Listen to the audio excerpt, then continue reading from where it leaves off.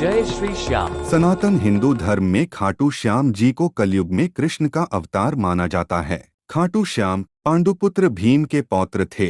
पौराणिक कथा के अनुसार बर्बरीक की अपार शक्ति और क्षमता से प्रभावित होकर श्री कृष्ण ने इन्हें कलयुग में अपने नाम से पूजे जाने का वरदान दिया था। वनवास के दौरान जब पांडव अपनी जान बचाते हुए भटक रहे थे, तब भीम का सामना हिडिंबा से हुआ था। हिडिंबा ने भीम से एक पुत्र को जन्म दिया, जिसे घटोत्कच या घटोत्कच कहा जाता था।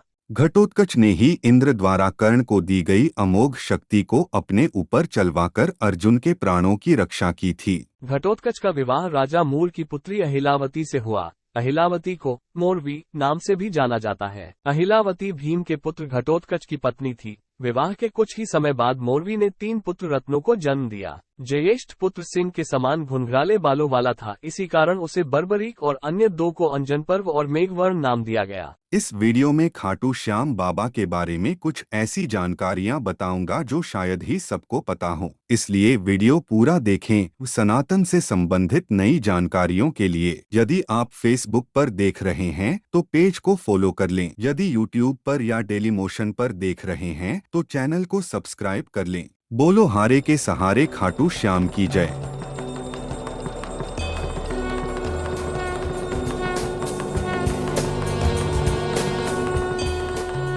अब आगे का वर्णन। खाटू श्याम असल में भीम के पोते और घटोत्कच के बेटे बर्बरीक हैं। बर्बरीक में बचपन से ही वीर और महान योद्धा के गुण थे। उन्होंने भगवान शिव को प्रसन्न कर उनसे 3 अभेद्य बाण प्राप्त किए थे। इसी कारण इन्हें 3 बाणधारी भी कहा जाता है। पौराणिक कथाओं के मुताबिक खाटू श्याम जी भगवान श्री कृष्ण के कलयुगी अवतार हैं।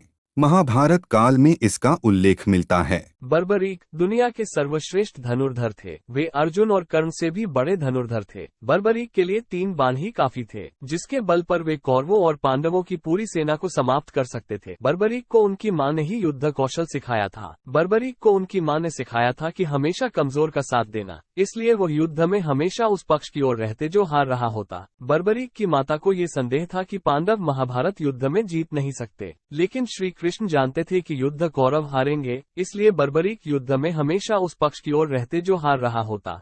बर्बरीक यदि युद्ध में भाग लेते तो कौरव और पांडव दोनों पक्षों की सेनाओं का सफाया कर डालते। युद्ध के मैदान में भीम पौत्र बर्बरीक दोनों खेमों के मध्य बिंदु एक पीपल के वृक्ष के नीचे खड़े हो गए और यह घोषणा कर डाली कि मैं उस पक्ष की तरफ से लड़ूंगा जो हार रहा होगा। इसलिए श्री कृष्ण ने उन्हें युद्ध में हिस्सा लेने से रोकने का मार्ग तलाशा और ब्राह्मण के वेश में कृष्ण ने बर्बरीक की शक्ति की परीक्षा लेने के लिए उसे रोका। यह पूछे जाने पर कि अकेले युद्ध समाप्त करने में उन्हें कितने दिन लगेंगे, बर्बरीक ने उत्तर दिया कि वह इसे 1 मिनट में समाप्त कर सकते हैं। तब श्री कृष्ण ने बर्बरीक से कहा, एक बाण से पीपल के सभी पत्ते छेद कर दिखाओ। पर कृष्ण ने एक पत्ता अपने पैर के नीचे दबा लिया था। तब बर्बरीक ने पीपल के सभी पत्तों में एक बाण से छेद कर दिए थे। पर तब कृष्ण ने कहा, एक पत्ता बच गया है। बर्बरीक ने कहा कि ब्राह्मण राज, आप अपना पैर यहाँ से हटा लीजिए, वरना यह तीर आपके पैर को भेद देगा। श्री कृष्ण का पैर हटते ही उस छुपे हुए पत्ते में भी छेद हो गया। उसके बाद बर्बरीक ने तीसरे तीर से सारे पत्तों को आपस में बांध दिया। इससे श्री कृष्ण समझ गए कि बर्बरीक के तीर अचूक हैं। भगवान श्री कृष्ण जानते थे कि युद्ध में विजय पांडवों की होगी और माता को दिए वचन के अनुसार बर्बरीक हार रहे कौरवों की ओर से लड़ेगा, जिससे अधर्म की जीत हो जाएगी। इसलिए ब्राह्मण वेशधारी श्री कृष्ण ने बर्बरीक से दान की इच्छा प्रकट की। बर्बरीक ने दान देने का वचन दिया। तब श्री कृष्ण ने बर्बरीक से उसका सिर मांग लिया। श्री कृष्ण ने ब्राह्मण वेश में शीश का दान मांगा तो बर्बरीक ने कहा कि वह शीश दान करेगा, लेकिन एक ब्राह्मण कभी शीश दान नहीं मांग सकता। तब श्री कृष्ण अपने असल रूप में प्रकट हुए। फिर बर्बरीक ने उनसे पूछा कि उन्होंने ऐसा क्यों किया। तब श्री कृष्ण ने कहा कि इस युद्ध की सफलता के लिए किसी महाबली की बलि चाहिए। धरती पर 3 वीर महाबली हैं, एक मैं, दूसरा अर्जुन और तीसरे तुम, क्योंकि तुम पांडव कुल से हो। रक्षा के लिए तुम्हारा बलिदान सदैव याद रखा जाएगा। बर्बरीक ने देवी देवताओं का वंदन किया और माता को नमन करते हुए एक ही वार में शीश को धड़ से अलग करके श्री कृष्ण को शीश दान कर दिया। बर्बरीक ने शीश दान में देने के बाद भगवान श्री कृष्ण से पूरा युद्ध देखने की इच्छा जताई। श्री कृष्ण ने उनकी इस इच्छा को पूर्ण किया और बर्बरीक का सिर समीप ही एक पहाड़ी पर स्थापित कर दिया। यहीं से बर्बरीक ने कुरुक्षेत्र का पूरा युद्ध देखा। वो स्थान चुलकाना धाम के रूप में पवित्र हुआ। आज हम उसे प्राचीन सिद्ध श्री श्याम मंदिर चुलकाना धाम के नाम से जानते हैं। युद्ध की समाप्ति के बाद श्री कृष्ण ने बर्बरीक के शीश को आशीर्वाद देकर रूपावती नदी में प्रवाहित कर दिया था। रूपावती नदी राजस्थान के सीकर जिले के रानोली कस्बे में आज भी है। यह नदी गुरारा की पहाड़ियों से निकलती है। रूपावती नदी में क्षेत्र की दो अन्य नदियां पद्मावती और शोभावती का संगम होता था। श्री कृष्ण द्वारा रूपावती नदी में बर्बरीक का शीश प्रवाहित करने के बाद बर्बरीक का शीश बहते हुए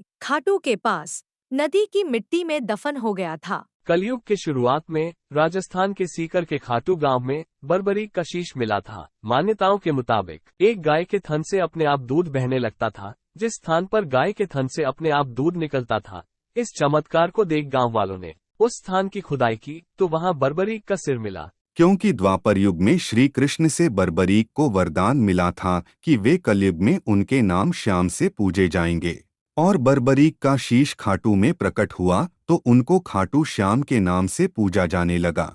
मूल मंदिर 1027 ईस्वी में रूपसिंह चौहान और उनकी पत्नी नर्मदा कंवर द्वारा बनाया गया था।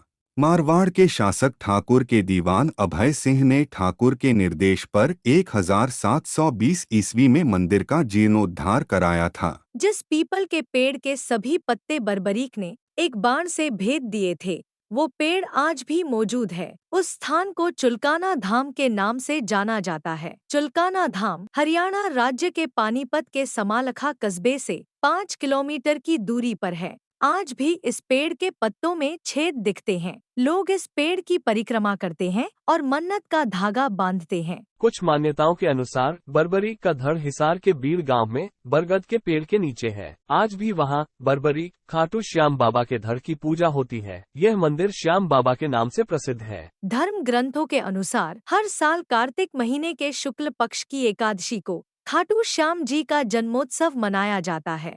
इस दिन को देवउठनी एकादशी भी कहते हैं। खाटू श्याम को हारे का सहारा, भगवान श्री कृष्ण के कलयुगी अवतार, लखदातार, शीश का दानी, 3 बाणधारी और बाबा श्याम के नाम से भी जाना जाता है। खाटू श्याम जी जाने का सबसे अच्छा समय फाल्गुन महीने में होता है। इस महीने में यहाँ विशाल मेला लगता है जिसमें लाखों भक्त श्याम बाबा के दर्शन करने आते हैं। खाटू वाले श्याम को पंचमेवा यानी 5 मेवा जैसे बादाम, काजू, छुआरा, मिश्री और किशमिश डालकर भोग लगाया जाता है। इसके अलावा मावा के पेड़े भी भोग के रूप में बाबा को चढ़ाए जाते हैं। गुलाब का फूल और इत्र भी चढ़ाया जाता है। खाटू श्याम बाबा को हारे का सहारा कहा जाता है क्योंकि वो अपनी मां को बोलकर गए थे कि युद्ध में जो भी हारेगा मैं उसका साथ दूंगा। इसलिए कलयुग में वो सभी लोग बाबा की शरण में जाते हैं जो किसी कारण खुद को टूटा हुआ, परिस्थितियों का मारा हुआ महसूस करते हैं और बाबा से प्रार्थना करते हैं वो उनके संकट दूर करें। कहा जाता है पूर्ण श्रद्धा से जो भी बाबा से प्रार्थना करते हैं बाबा उनके कष्ट कम करते हैं, उनको सहारा देते हैं। राजस्थान में खाटू श्याम और गुजरात में उन्हें बलियादेव के रूप में पूजा जाता है और माना जाता है उन्होंने अपने दादा पांडवों की जीत सुनिश्चित करने के लिए महाभारत युद्ध से पहले बलिदान दिया था। उनके बलिदान के बदले में कृष्ण ने उन्हें वरदान देकर खुद की शक्तियां उनको देकर देवता बनाया था।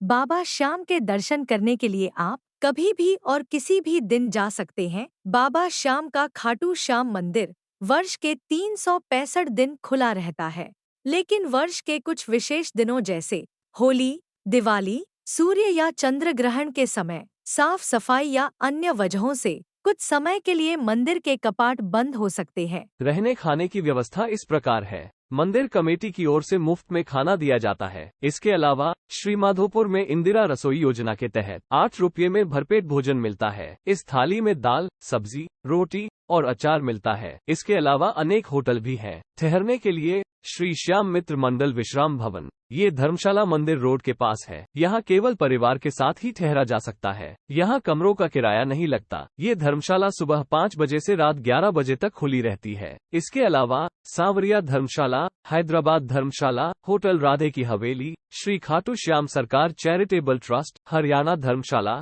यादव धर्मशाला, श्री खाटू श्याम जांगीर ब्राह्मण धर्मशाला, श्री श्याम परिवार काठमांडू नेपाल चैरिटेबल ट्रस्ट, खाटू श्याम जी द्वारा संचालित। धर्मशाला में मेले के दौरान भी किराया 500, 1000 और 1100 रुपये के आसपास रहता है। इन सबके अलावा अनेक होटल लॉज भी बड़ी संख्या में बने हुए हैं। श्याम जी का आशीर्वाद मिले। वीडियो पसंद आया हो तो एक लाइक, प्यारा सा कमेंट कर वीडियो को शेयर कर दें, ताकि ज्यादा से ज्यादा सनातनी पेज से चैनल से जुड़ पाएं। एक नए विषय पर अगला वीडियो जल्द पेश करूंगा। जय श्री श्याम।